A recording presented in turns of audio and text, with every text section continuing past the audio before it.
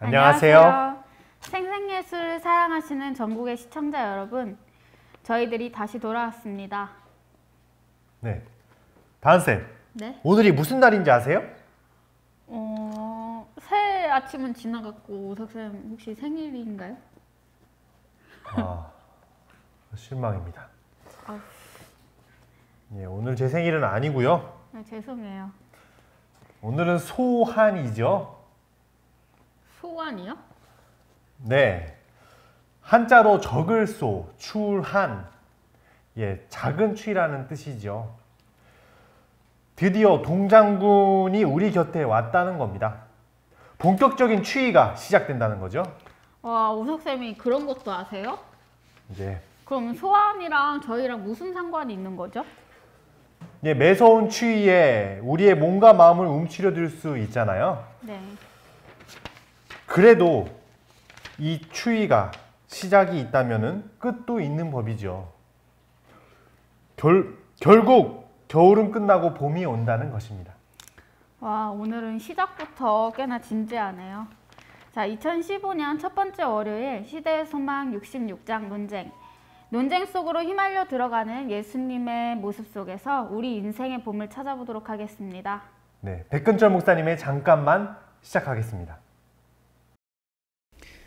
예수님이 제자들에게 강조한 것이 있습니다. 아버지 하나님을 가르쳐 주신 거죠.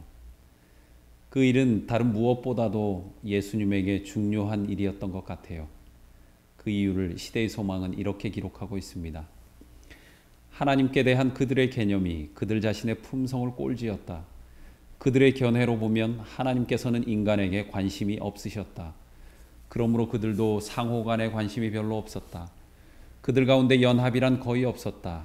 인간의 행동에 끼치는 성령의 감화를 인정하지 않으므로 저희 생애에는 그분의 능력이 부족하였다. 다른 유대인들처럼 그들은 아브라함의 자손이라는 생득권과 율법의 요구를 엄격하게 지키는 일을 크게 자랑하였으나 그들에게 율법의 참정신과 아브라함의 믿음과 자비심은 없었다. 자연적인 동정심은 좁은 범위 안에 국한되어 있었다. 그들은 모든 사람들이 생애의 위안과 축복을 획득할 수 있다고 믿었으므로 저희 마음은 다른 사람의 궁핍과 고통에 움직이지 않았다. 그들은 저희 자신을 위하여 살았다. 그래서 예수님이 하셨다는 일이 있어요. 그들은 그들의 유한한 추리의 한계 안에서 하나님의 신비를 찾으려고 노력하였다. 그리스도께서는 이해력을 넓혀주고 힘있게 할 이 거룩한 진리에 저희 심령을 열도록 초청하셨다. 인간이 가진 한계가 있으니까 예수님을 의지해야 한다는 말씀이겠죠. 그것은 율법에 대한 이해도 마찬가지일 겁니다. 율법 매우 중요하죠.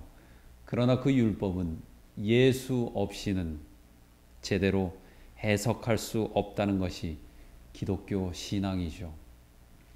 하나님의 계명은 예수 믿음 없이는 이해하기 어려운 것 아니겠습니까? 산 믿음으로 그리스도와 연합하지 않는 한 의식적인 희생은 아무 가치가 없었다. 심지어 도덕적 율법이라 할지라도 그것이 구주와의 관계 속에서 이해되지 않는다면 그 목적을 달성하지 못한다. 그리스도께서는 당신의 아버지의 율법에는 단지 권위적인 명령 이상의 더 깊은 무엇이 포함되어 있다는 사실을 반복해서 보여주셨다. 율법 가운데는 복음에 나타난 바와 같은 원칙이 구현되어 있다. 율법은 사람의 의무를 지적하며 그의 죄를 보여준다. 사람은 그리스도께 용서와 율법이 명하는 바를 행할 수 있는 능력을 구해야 한다. 백근철 목사님, 오늘 말씀은 좀 비장한 것 같습니다. 네, 아무래도 66장 내용이 예수님과 당시 교회 지도자들과의 논쟁이라서 그런가 봐요. 네, 사실 논쟁이라는 말이 고상한 용어로 사용돼서 그렇지 실상은 말싸움이죠. 예수님을 중앙에 두고 여러 점잖으시던 분들이 몰려와서 따지고 또 소리 지르고 윽박 지르는 하나님의 율법 해석권을 놓고 벌인 일종의 패권 싸움이었습니다. 마치 학교에서 왕따 시키는 것 같은 거군요. 한 친구를 구석에 내려가 협박하고 때리고 별로 잘못한 것도 없는데 말이에요. 예, 사실 인간인 우리가 예수님께 그렇게 대했죠. 네, 정말 슬프네요.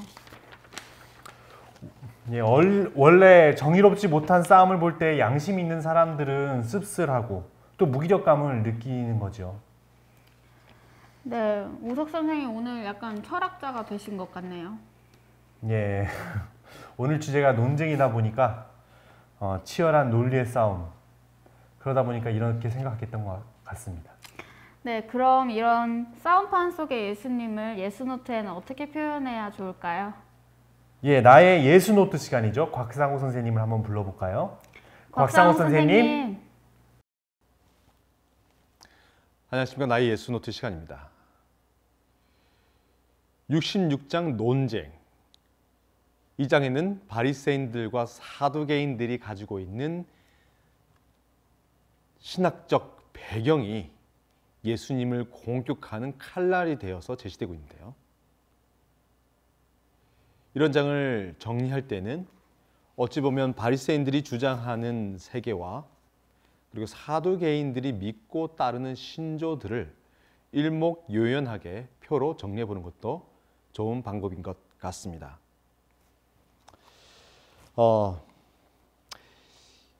이 장을 읽으면서 저는 이런 소리를 듣게 됐는데 이렇게 썼습니다. 여기에는 신학의 대충돌이 발생했다. 실은 그 신학의 입장은 자신들의 욕망을 대면했다. 이 사람들이 자기의 신조를 외쳤지만 이것이 나의 신념이라고 얘기했지만 사실 신념이라기보다는 나의 욕망에 가까웠다는 것입니다. 바리새인, 사두개인 그리고 제사장 때문에 서로 간의 신학적 입장이 첨예하게 달랐지만 자신들의 기득권이 위협받을 때 이들은 하나로 연합해 예수를 공격했다. 이런 점을 저는 이제 기록하게 되었습니다. 어찌 보면 바리새인, 사두개인, 제사장 자신이 갖고 있는 사회적 입장과 역할이 달랐고 그것을 뒷받침하는 신학적 노선도 달랐지만 이 66장 논쟁장에서는 이들이 모두가 하나로 연합되어서 예수님께 맹공격을 퍼붓는 것을 보고 있죠. 결국 그들의 정신을 연합시킨 것은 욕망, 즉 자기 안위의 정신, 자기 보존의 본능이었습니다. 결국 이들의 신학적 충돌은 예수님을 향한 적개심에 연합이 되어서 예수를 죽이고자 하는 결단까지 이르게 된 것이죠. 그래서 그것을 이렇게 표현해 보았습니다.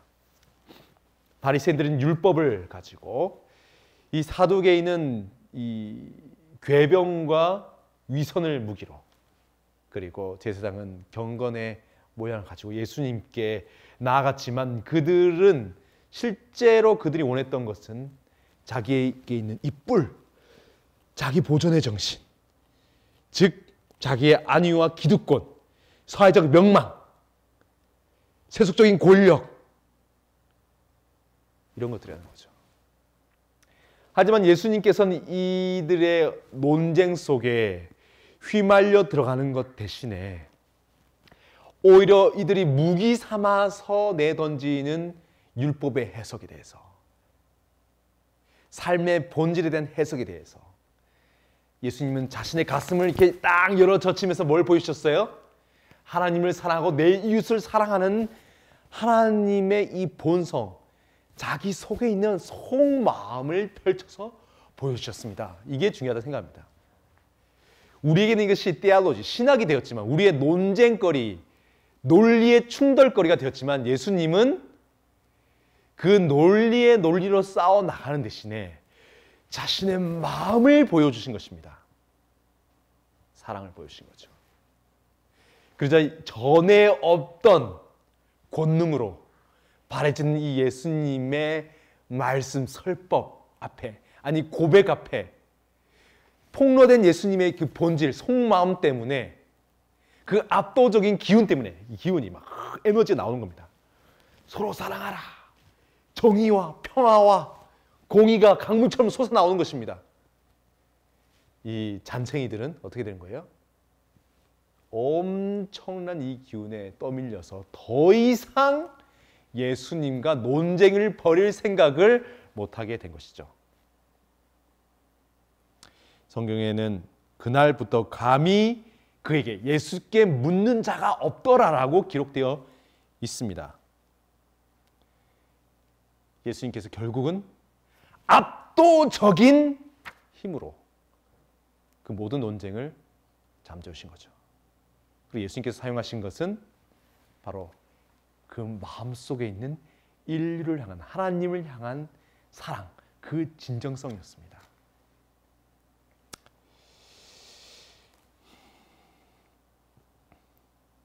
우리 마음을 예수노트에 한번 기록해 보는 건 어떻겠습니까? 그리고 우리의 마음이 예수님의 마음처럼 논쟁을 불러일으킨 것을 넘어서서 논쟁을 종식시키고 그 이후에 있는 분명한 실존, 실체와 만나게 되는 그 경험을 이끌어줬으면 좋겠습니다. 감사합니다.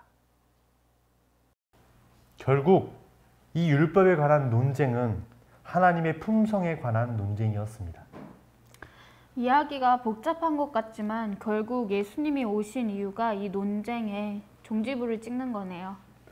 그렇습니다. 곽 선생님께서 노트에 그리셨던 것처럼 율법이 시작된 예수님의 가슴이 활짝 열려지는 모습이 그 해답입니다. 네, 감히 예수께 묻는 자가 없더라. 전 성경의 이 표현이 자꾸 기억에 남네요. 예수님이 싸움에서 이기셨다는 말씀이지요. 사람들이 논리로 더 이상 예수님을 대항할 수 없다는 것을 알게 되었습니다. 네, 그럼 네. 이제 생생 예수가 점점 예수님의 십자가의 사건에 가까이 다가가고 있습니다. 오석 선생님, 왠지 이 시간 예수님을 찬양하고 싶어요. 네, 시대의 소망 묵상곡을 통해 예수님을 불러보는 시간이죠. 네, 스튜디오에 나와 계신 이신정 집사님 그리고 박소진 집사님을 모셔보도록 하겠습니다. 안녕하세요. 생생예수 시청자 여러분. 시대의 소망 따라 부르기 시간이 되었습니다. 2015년 을미년, 이제 양의 해가 시작이 되었는데요. 올해는 더욱 이렇게 뜻깊은 예수께로 향하시는 한 해가 되시길 바랍니다. 자, 오늘은 20장과 21장을 배워보도록 하겠는데요. 20장, 너희는 표적과 기사를 보지 못하면이라는 시대의 소망 주제가 이제 나오게 되는데요.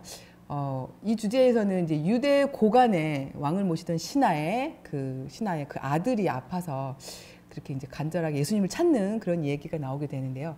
이 곡에 대한 설명 좀 부탁드리겠습니다. 예.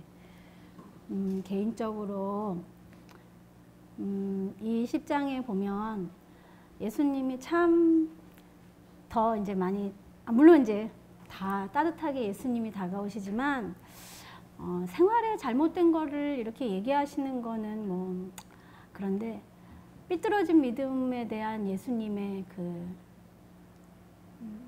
배려라고 할까 잘못된 방향으로 가는 믿음을 이렇게 잡아주시는 예수님이 참 너무 이렇게 마음 가운데 감동이고 예수님이 막 좋아지는 그런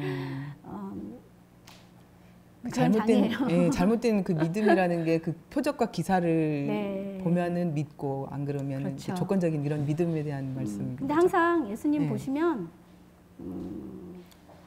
모든 사람들의 시작과 끝을 아신다고 그 관원이 비록 그런 마음으로 라도 예수님한테 오면 그 마음조차도 예수님은 참 기쁘게 받아주신다는 거예요. 아멘. 네, 참 따뜻한 예수님의 그런 모습입니다. 자녀가 이제 저희들도 이제 엄마로서 이렇게 자녀가 있으니까는 그 아빠의 그런 그 간절한 마음 그것을 이제 저도 이 장을 읽으면서 그런 비슷한 마음들이 좀 느껴지긴 하더라고요. 우리 이신정 집사님께서는 또 예. 예. 죄송합니다. 그래서 예. 그런 믿음을 갖고 시작을 했는데 예수님께서는 그 믿음을 바르게 인도해 주셨고 결국 그 사람 통해서 가버나움 지역에 선교 사업이 준비되잖아요. 네. 근데 그런 걸 할 때 예수님은 아마 다 내다보시는 것 같아요. 그래서 네. 그렇게 하나님께서 하나하나 다 일일이 영혼들의 모든 걸 다 아시면서 그렇게 찾아가 주시는, 기다려 주시고 배려해 주시는 게 참 은혜로운 것 같아요. 맞습니다. 또 이렇게 설명 들으면서 이 가사를 또 찬양을 배워보면 더 은혜스러울 것 같습니다. 예, 그럼 찬양 같이 배워볼까요? 네.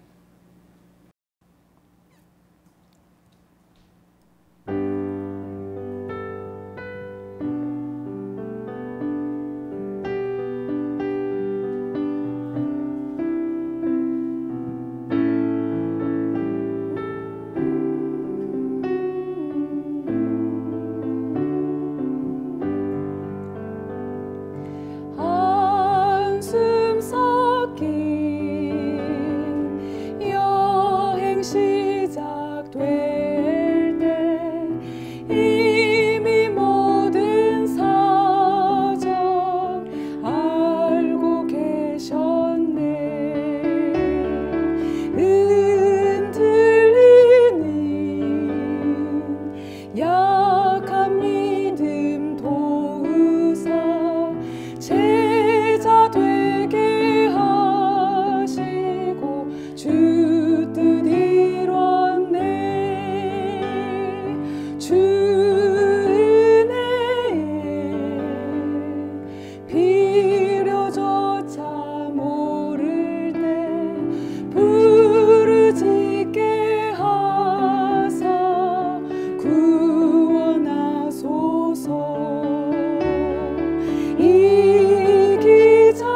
이기적인 욕심으로 구할 때 오직 주의 사랑을 알게 하소서.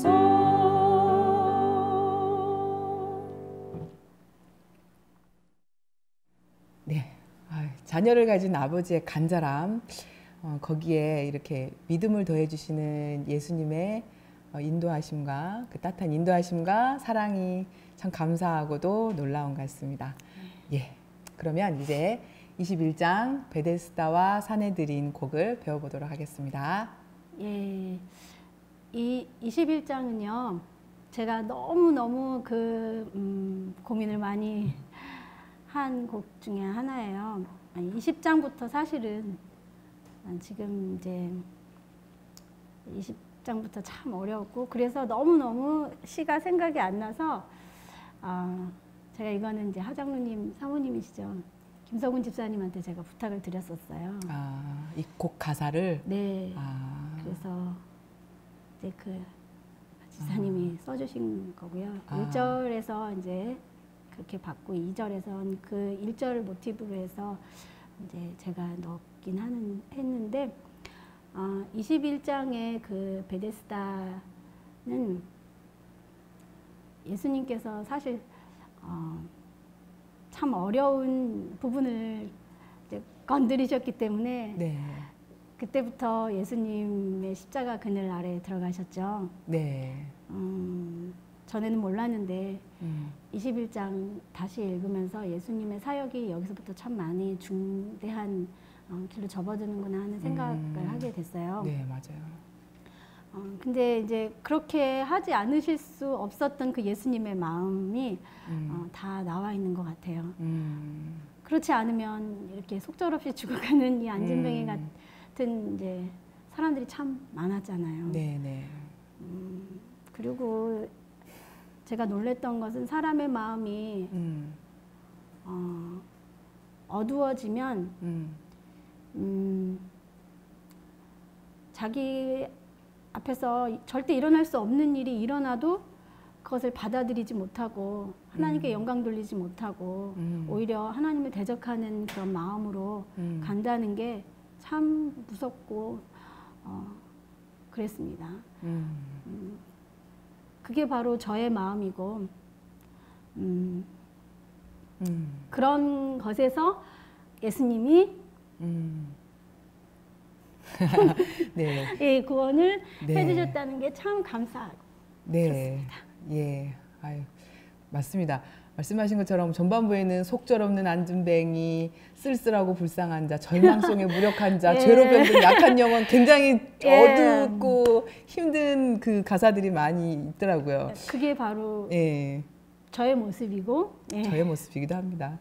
예, 그런데 그 후반부부터는 또 이렇게 자유케 해주시고 또 비난을 감수하시면서 고쳐주시고 또 희망이 또 이렇게 끌어오르는 또 그런 표현된 곡을 이제 보게 되었는데요. 그럼 같이 노래 배워보시고 아니 불러보시겠습니다. 예. 예.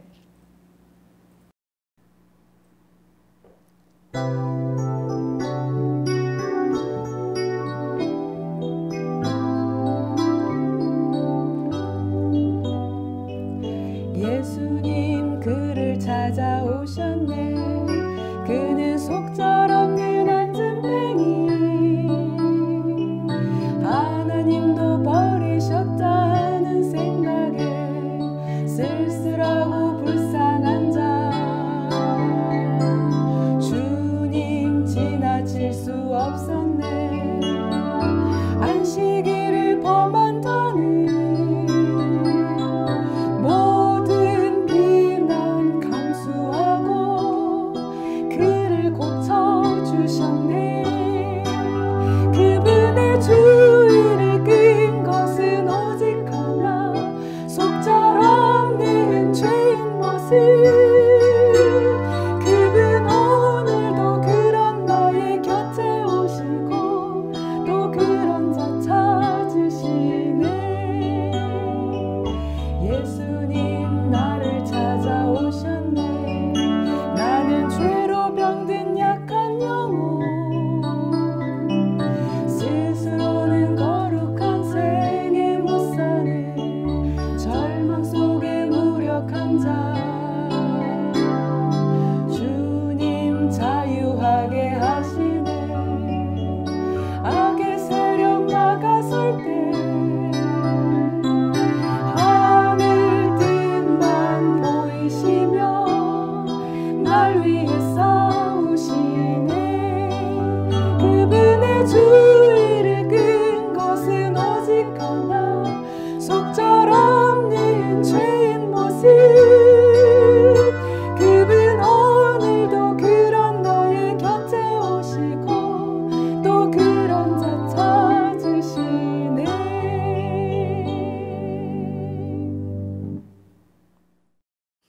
네, 이 곡을 보니까 이게 불러보니까 주의를 끈 것은 그게 오직 한 가지가 있는데 이게 속절없는 죄인의 모습이라는 이 가사가 또 참 의외로 이렇게 다가오는데요.